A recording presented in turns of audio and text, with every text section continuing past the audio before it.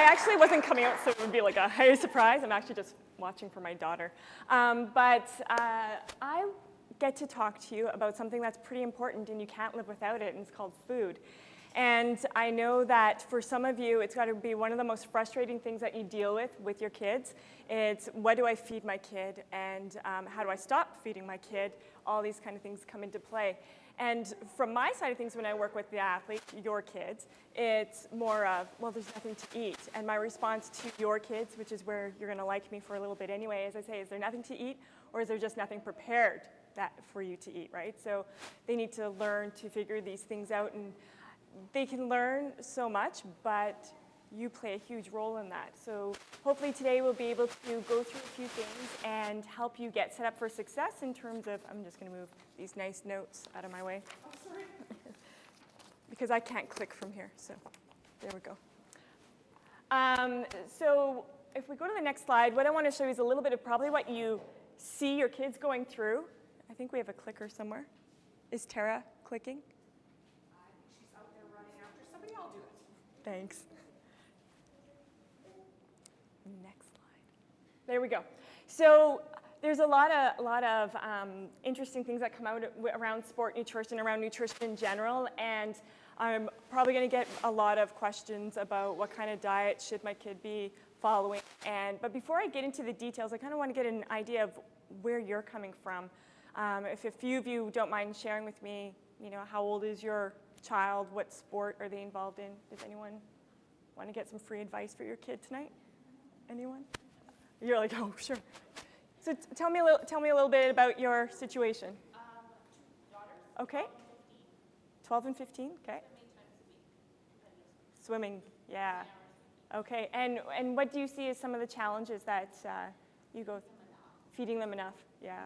That great about sport is that you get to eat. It's really nice, right? You get to eat, and it's good, and you can eat a lot typically. Protein. And protein.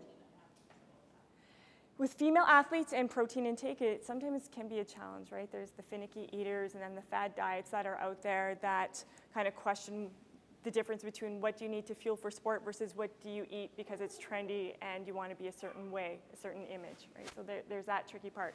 Does anyone else have anything? Yeah. And she, 3 times a week. Okay. Very finicky eater. Finicky eater? Yeah. You know what? I feel for them because I am too. It's a texture thing for me. Some things just aren't going to happen. And so it's figuring out what it is that they can do, right? And this little scenario here is really important because I find with my little girl, she's almost 4, so a little bit different than your age group, but I do get to see the snacks that parents bring to soccer. And I kind of think, eesh, can we be a little bit more careful, right?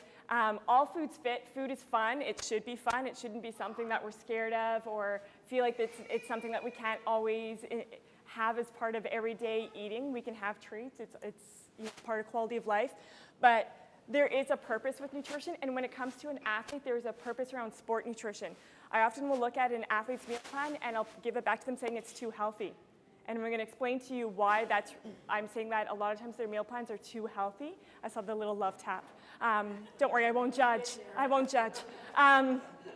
So if we go to the next slide, this from a program I took with the Olympic Committee. They have a program in sport nutrition, and one of my instructors, he's amazing. One of the most, he's just crazy intelligent, and he made this statement in a class that I was taking, and I use it pretty much every time I do a talk. And it's very true. It's that good food choices will not make a mediocre athlete into a champion, but poor food choices may prevent the potential champion from realizing his or her potential.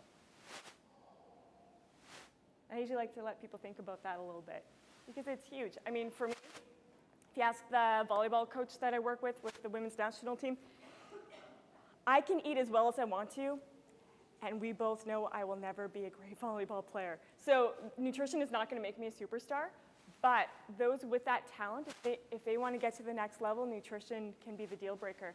And a lot of times it's what's the difference between your child and their competition is who's putting this into practice, right? So we're going to go through a lot, and it is confusing. Nutrition is always changing. People are always asking me, whether it's family gathering or in the clinic, or people are always asking me, what should I do? Is this good? What about gluten-free? What about paleo? Should my child be on a multivitamin supplement?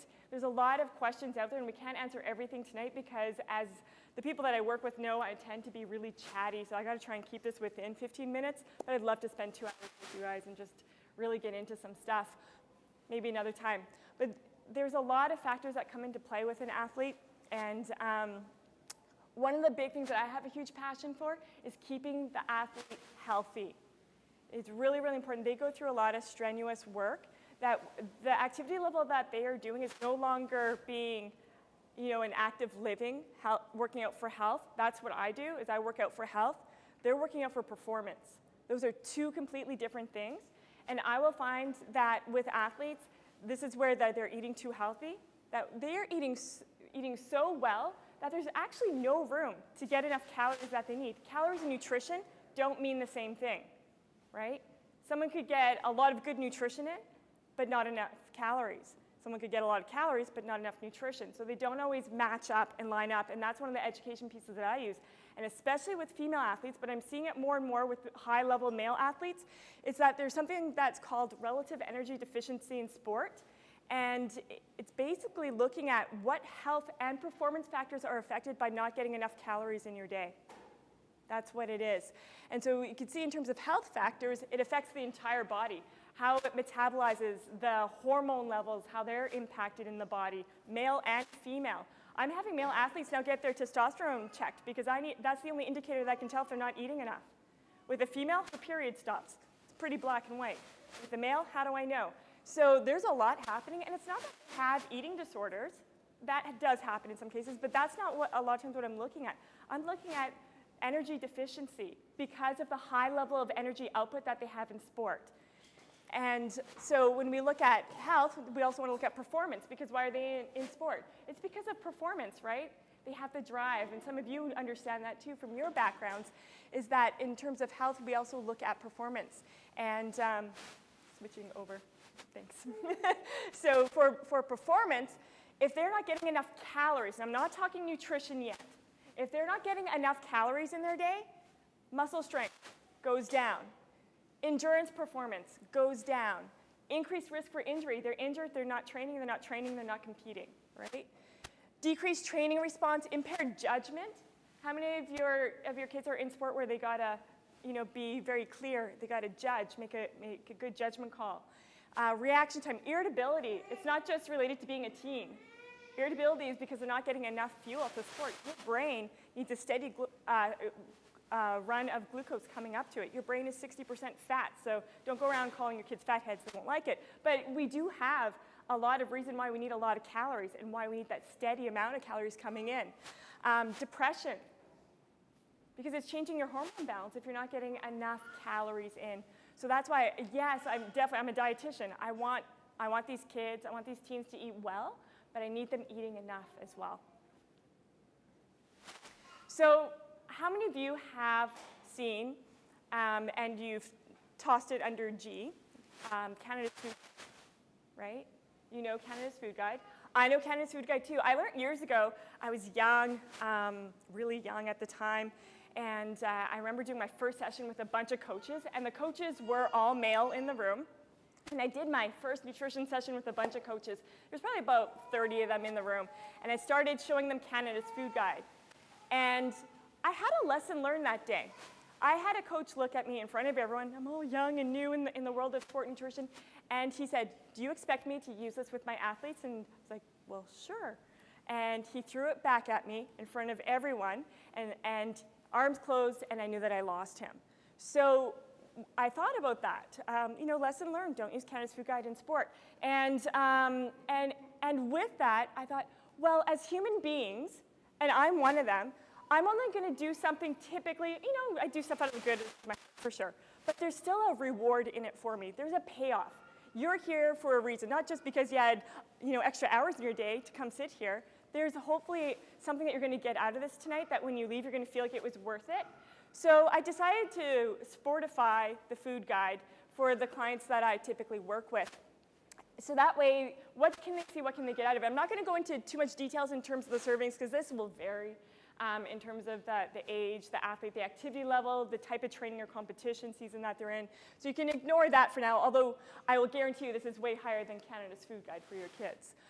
But I've created name changes as well as I've added about 3 other areas of food groups that I have. So I've got the superfoods, and those are known as vegetables and fruit, but how boring is that? But if they're super, it's something different. Energizers. These are so important, and so many athletes are coming in really confused because they think that bagels make you fat, so they're not going to eat them. Here's the thing. These energizers, these grains and starchy foods are carbohydrate fuels, right? It takes fuel to burn fuel, and that's why we need that in the meal plan. They are full of B vitamins, which help break down nutrients so you can actually use it as fuel. They also contain that F word known as fiber. I don't know where you thought I was going, but I'm saying fiber. So you need those nutrients, right? So energizers are important. Bone supporters, muscle recovery, milk or alternatives to milk. If you don't have anything from a cow, that's fine, but you need your calcium intake. And I do educate athletes around the difference between dairy milk and almond milk. I'm not opposed to either one. I have both in my fridge right now. But they do need to know the difference between them. 1 cup of cow's milk, 8 grams of protein. 1 cup of almond milk, 1, right? So both can fit into a nutrition plan for sure, but you just got to know what are you trying to get out of that food source. Builders and repairs, meat and alternatives. The workouts that your kids are doing, they are tearing their muscles apart. They need to build that up. So meat or alternatives to meat need to come into play. So I do talk about that. The other area that is really, really important, and especially from the female athletes that I work with, I tell them that they need to get their essentials in. If I said you need to eat more fat, they'd freak out, but I call them essentials, okay, right? And then fluids and hydration, and the last one, which you will definitely not find on Canada's Food Guide, I call it in-play or in-training energizers. Think of it. How many of your children have a hard time eating enough food first thing in the morning? Breakfast is just not their thing, right? And the last thing that they want to do when they wake up is eat, or maybe about an hour after a really intense workout, their appetite's shot. So these extra energizers are really important. And this is where I will add in extra energizers such as jam, honey, syrup. These sort of things will add extra carbohydrate and extra calories without adding extra volume to their food. So it's ways to add it in. So if they had some oatmeal but they couldn't eat a ton of it, then maybe we'll add in some dried fruit and some jam or some maple syrup to it and add some more calories and carbohydrate, and that's going to fuel them so that way they can be supported to do what they need to do. So that's the Jorified Sportified Food Guide. So that I do a little bit of a quiz with you throughout the presentation just because I'm needy. I need you to talk to me. So here's the question. Before morning practice, your child should consume. So it's first thing in the morning. That might be for a swimmer, maybe by the time they're get to the pool deck at 6 a.m. Sometimes it's earlier. For others, maybe it's a 9 a.m., who knows. But let's say it's a morning event. Should they eat a high carbohydrate, moderate protein, and fat meal and drink about 2 cups of fluid a few hours beforehand? Should they eat low carb, high protein and fat, and drink tons of water 2 hours before? Sleep as long as they can, grab a large bagel and energy drink and eat on the way to the gym. Avoid bread and dairy because they cause cramps, bloating, and make you fat, or is it C and D? What do you think? Oh, thanks for participating. That's so nice. It's A. It's A. Low carbohydrate. What's the main fuel source for quick energy? It's going to be carbs. And if you go back to Canada's Food Guide, first 3 food groups, so your vegetables and fruit or superfoods, your energizers or your grains and starchy types of foods, and your milk and alternatives all have carbohydrate. Carbohydrate, big fancy word for foods that break down into sugar, right? So, yes? What do you say for 6 o'clock in the morning? They're waking up at 5:30. Yeah. And, basically what do we give them? And they're starting their exercise or swimming at 6 o'clock in the morning. So 2 hours beforehand is not going to work. no, it won't, and that's where you got to plan it out. So the question was, so let's say that they're up at 5:30 and they have to be, swimming at 6, and they're not going to get up 2 hours beforehand, and they will not get up 2 hours beforehand, right? And so this is what I suggest, is the night before counts. Balanced supper, night snack, get up in the morning. The night before you make a smoothie, take it out in the fridge, most of you have travel mugs. They're pouring their smoothie in their travel mug and they're drinking it on the way down. Liquid will go out faster. It'll digest the food. So they don't have all of this energy going towards digestion. They can actually break it down quick, and now they can go out and swim. Right? So high carbohydrate doesn't mean big volume of food. Right? It means that carbohydrates could be a fruit smoothie. Right? Maybe it's if you want almond milk, which is low protein, okay, that's fine because that's going to break down real quick. And maybe a handful of frozen berries and a frozen banana. In some cases, maybe it's chocolate milk and you add a banana to it and make a smoothie that way. And that is still very high carbohydrate, moderate protein to low, and little to no fat.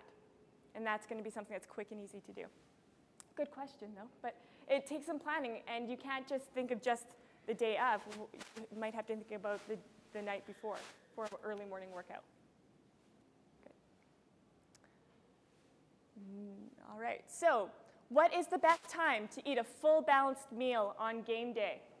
So let's do an evening game. Say a game starts at 7 p.m. They've been in school all day. They may or may not have time to go home in between. So they're going to be eating. What should they look at in terms of time frame? They're going to eat a full-out balanced meal. Think of a typical supper. You've got, if you eat meat or your alternative, you have your grain or your starchy vegetable. Starchy vegetable would be like potato, sweet potato, that sort of thing. What's that? So it's going to be a full-out balanced meal. We're going to go 3 to 4 hours. Some of your kids will still be at school then. So how's that going to work? And that's where the meals don't become breakfast, snack, lunch, snack, supper. It's called feeding time 1, feeding time 2, feeding time 3, feeding time 4, maybe 10 times they're eating in that day, right? I know when I worked at the ballet, the way their hours are for dancing, there was no time for one full meal at all that entire day. So they were eating at least 10 times a day to get that fuel for that energy. And so you might have to start looking at your kids. It's not just typical, let's sit down and have 3 balanced meals a day. It's going to be how many feeds do you need in a day, right? If they don't have that amount of time, the less time that you have, the smaller it's going to be. It's going to be more just high carbohydrate, low to no protein, and low to no fat. So if it's 30 minutes beforehand, maybe it's just going to be some juice or a homemade sport drink or something like that. So you've got to look at timing. I always look at where are the events, and I build out from the event. It's the easiest way. Sorry, Tara. So what are you going to eat beforehand? You want high carbohydrate, easy to digest. I don't know how many of you have experienced any digestive issues after eating something maybe spicy and a little high fat, maybe a burrito or something before going. That doesn't always work for everyone. You want foods to be familiar, tolerable, but also enjoyable. If they don't like it, they're not going to eat it, right? So you got to kind of work with them a little bit. Next slide. So this is just, again, 3 to 4 hours for a large meal, 2 to 3 hours for a smaller meal, 1 to 2 hours for a small snack. Or it got cut off with the picture, sorry, or maybe a blender type of meal. So this is not scientific by any means. It's just to give you an idea. Let's say your child eats really well Monday because you're starting off the week. You start off well, so they're great. But as the week goes on, they start maybe skipping lunch because they rather go hang out and talk with their friends versus eating snack. Well, there really wasn't time to pack one, and they ate most of their snack and lunch earlier on, before lunch even happened anyway. So by the end of the week, they just cannot pick up their energy source. They're just not going to perform. Mentally, they're not going to be there. Physically, they're not going to be there. But when you start planning out in advance, if you plan it out, it's more likely to happen, right? So when they plan out, yeah, they're going to burn off energy, they're going to dip, but they're going to refuel, and up they go. So they'll be able to have that steady energy level throughout the entire week. So if you think of the games, do you know that your kids are able to eat what they need to do at the games, that they're going to have that steady flow, so that way they might have that over their competition, who might be more paying attention to that cute other person that they're into talking to versus performing their best. So during performance, so I'm not talking about before or after, but right in the exercise, right in the competition, They need to look at fluid and electrolyte. Now there is something called overhydrating as well. So you don't want them just drinking like tons of fluids for the sake of it, but they do need to make sure that they go in well hydrated. Carbohydrate, for sure, you're going to hear that a lot. Carbohydrate are important. So most of the diets out there that some of you are using, they are not for your child. They're low carbohydrate. They're not going to make it. They're not going to do it. Luckily for a lot of them, their talent is going to take them so far, but that's the point. It's going to take them so far. So they need to make sure they're getting those in. Next slide. So here's a little question. When in a practice or game, what dietary component is most important in order to keep that energy edge? Is it protein and fluid, fat and coffee, carbohydrate and fluid, just some fluids, or none of the above is needed when you're in training or in a competition?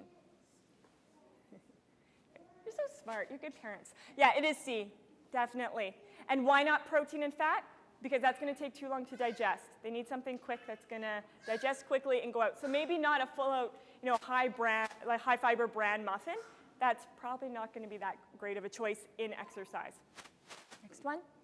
Not drinking enough fluids before a game or practice can lead to, and I had this question at the Jets development camp, and actually one guy did get it right. So let's see if you guys can do it too.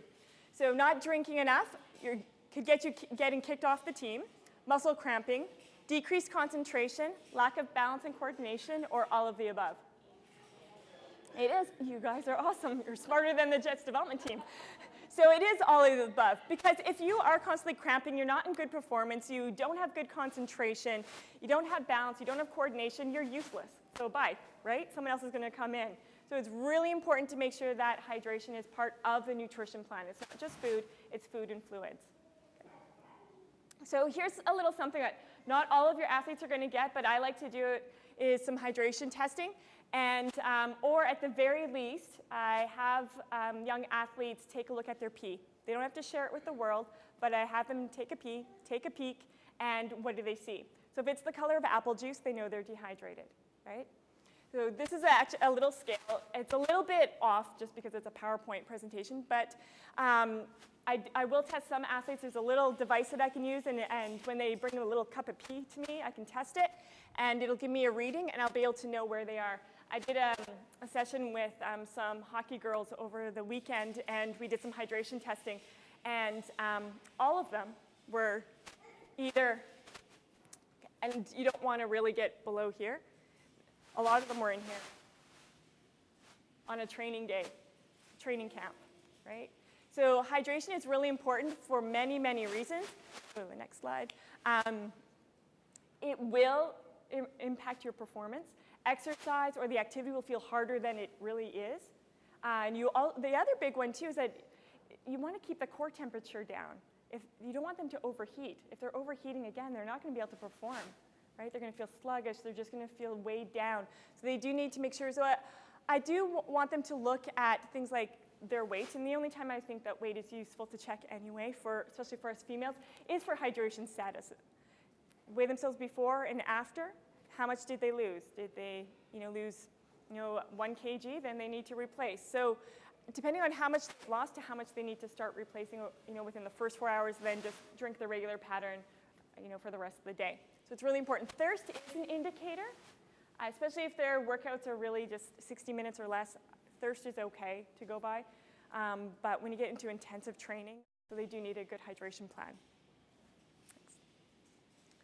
So, out of these, we've got, which is not a sport drink, we've got Red Bull, we've got some Crystal Light, we've got some vitamin waters, Gatorade, we've got some nice coconut water, because that needs to be in every locker room. Right? So what do you think is, I was being a little sarcastic, but,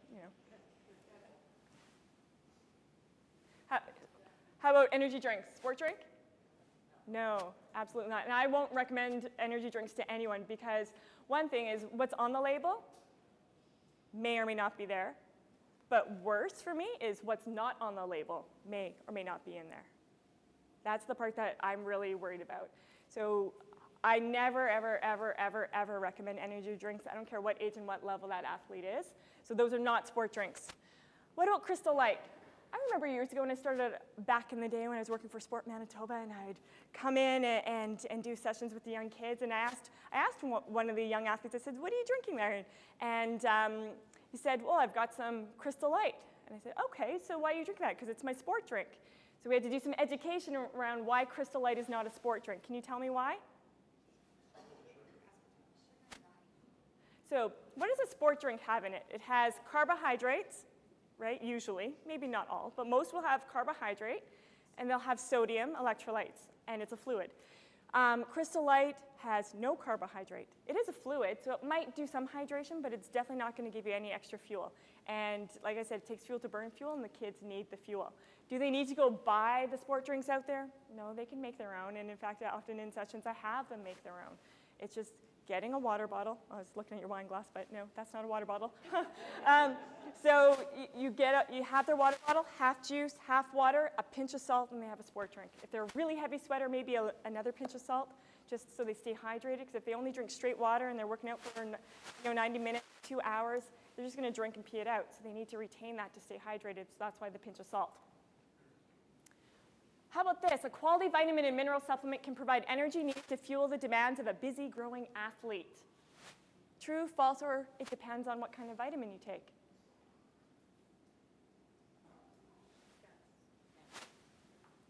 All right, so the answer is false, right? Next one. Here's what it is. The question was energy. Do vitamins and minerals have calories? No. And what do your kids need? They need calories, right? So vitamins and minerals, and in fact, when you supplement with something, you're likely not going to get anything out of it if you're eating well. I'm not opposed to, a Flintstone vitamin or Usantos or whatever the heck you use. I'm not opposed to them per se, but they're not going to do anything other than make a nice, really bright yellow pea. So for most of you, I'd save the money and invest in food because healthy food can be expensive. So save that, and invest in your kid having the right foods at the right time. And that's what's going to give them the fuel and the energy. What about a sport certified protein powder? So what I mean by that is, and some of you will be like, what is that? I don't know if any of you don't have to raise your hand, but I do know that at various ages, protein powders come into play. And not all of them will be safe for your child to be taking. And again, I'm not opposed to protein powder, but let's see if they actually really need it. For travel-wise, it's great because if you think of a tuna salad sandwich at the end of the day, not so safe to eat. Protein powder, it's not going to go bad, right? So there may be a place to have something like that, but or you know what, maybe just get a milk to go. It doesn't have to be refrigerated until it's open, but when they're opening it, they're drinking it anyway, so then you don't have to worry about it. But if you're going to use a protein powder, make sure that it is sport certified because of banned substances that could show up through cross-contamination or maybe just, sometimes there's pro-hormones that get added into supplements and your kids do not need to be going and taking those things. So there is a website, and I'll show you in a minute, but in terms of protein powders, they're not needed. Because if you think of it, when you take that scoop of protein powder, and this might be an education piece just for you, right? Isn't that nice? See, good thing you came. So you have that scoop of protein powder, and you add it to your water. You shake that up. What do you have? Not your question, I promise. What do you have? Protein, right? Excellent. So if you have, let's say, chicken salad sandwich, what are you getting? You're getting B12, you're getting zinc, you're getting iron, you're getting protein, right? You're getting a whole bunch of nutrition that the body actually needs for it to work properly. And that protein powder is giving you protein. Fantastic. So you need to make sure that, first of all, what does it do for your body? And is it really needed? Can your child get food first? Food first, supplements to enhance, and only through a qualified professional who can actually educate you and your child around what supplements might be appropriate if they are going to supplement. Okay. So this is probably the best place that you can go to. Is you can Google online, Informed Choice, Informed Sport, and there will be companies that have paid to have their product batch tested. It does not guarantee that that supplement that is listed is 100% safe, but at least it can give you a little bit better a comfort knowing that at least this company was willing to pay $7,000 to test a batch, although you're not going to be getting that batch. You're getting something off the shelf, but you're not getting that exact batch, right? So you still want to be careful with that. All right, so we're probably going to skip through a little bit. This here is just to go through in terms of high volume, intense training, which all of your kids are going to be doing. They need to make sure that it could be, and it doesn't have to be chocolate milk, and I'm not getting paid by chocolate milk to say this, but it's just something that's common that most people have in their home. So 16 ounces or 2 cups of chocolate milk is awesome. It's 55 grams of carbohydrate. It's going to be 16 grams of high-quality protein, plus it's a fluid, and it has more electrolytes than many sport drinks out there. So I like it as a choice. If your kid needs more energy, more calories, throw a piece of fruit. Have a banana on the side. Have a peanut butter sandwich or something like that. So these are things that you can do. And next slide. See, I'm a bit of a hog, and I know that. We're going to go a little bit travel, but just click a little bit. I'm going to keep telling you when to stop clicking. Click. Click. Click. And keep going. Okay. So we can click. Really important that your kids become aware of, and you too, that they need to make sure that they're prepping and having everything that they need on the road in advance. So I had I remember one year with the Canada Games, I had some of the athletes texting me because their boxed lunch was actually just a little snack for them. It wasn't a real meal, and their venue wasn't near the dining hall. So what is it that they can do to make sure that they've got what they need? I think that's really important. If we can keep going. Keep going. So I really think that no athlete should go hungry. I don't know who the dude is. He was just off the internet. So we'll keep going. And so this is an issue, the dining hall. The dining hall doesn't mean free-for-all, so you really need to educate your kids that they need to do a lap around the dining hall and choose. The cool thing is that, and maybe not cool, but the cool thing is that usually what's there is going to show up again a couple more times on the menu, so they don't have to eat it all. They can choose something, and then the next meal they can have it, the other things that they wanted again. Next slide. Next. We'll just keep going a little bit till you get to some, there we go. This is a scenario that I did with a team that I went out with, and I was told, so this is where you plan for the unplanned, right? I was told there'd be a fridge in my room and a microwave in my room. There was neither. So what I had to do is I went to some of the athletes' rooms and begged for their recycle bins, and I was known as the ice queen, and I felt bad for the guy whose room was beside the ice machine because it was constantly ka-chunk, ka-chunk, ka-chunk all day long because I needed to keep the food safe. So we had things like, the almond milk, chocolate milk, dairy milk, we had cheese, we had fruit, we had perishables, non-perishables, and that was there. So the kids could always come in, and it was my way of bonding too, because I have the food, so they have to come talk to me. And so it was a great way to make sure that they had what they needed, just in case. The scenario was with these over 6 feet tall ladies who needed a lot of energy. The snack every day was a little yogurt and a little granola bar and maybe a piece of bruised fruit that was there all week. So if we can click through, what I decided to do was help them out a little bit. And again, no microwave, no stove or anything in this case. So I made grilled cheese sandwiches and quesadillas using the hotel room iron. True story. They tasted great. All of a sudden, one athlete had, and they came in, and it was a good time. With a microwave, I did this with the staff that I work with. We went on an impact trip, and I decided I'll make breakfast in the room. And so I made microwave mug muffins and scrambled eggs and toast using the iron. And it was a great breakfast, and we bonded together. It was wonderful. So these are things that you can do. If you want to be more conventional, get a cooler, pack some food, right? And that's okay too. So I don't want to take up any more time. Well, actually, that's a lie. I do want to take up more time, but I'm not going to take up more time. I hope that we can have some questions and interaction afterwards, but I really want you to know that there is a lot that you have in control. You can help your child make good decisions, set them up for success, not failure, getting them around people that actually know what they're talking about, who have had experience, and can get them some good information on how to start planning so that way they can be successful, whether it's at the games or wherever they choose sport to take them. Thank you.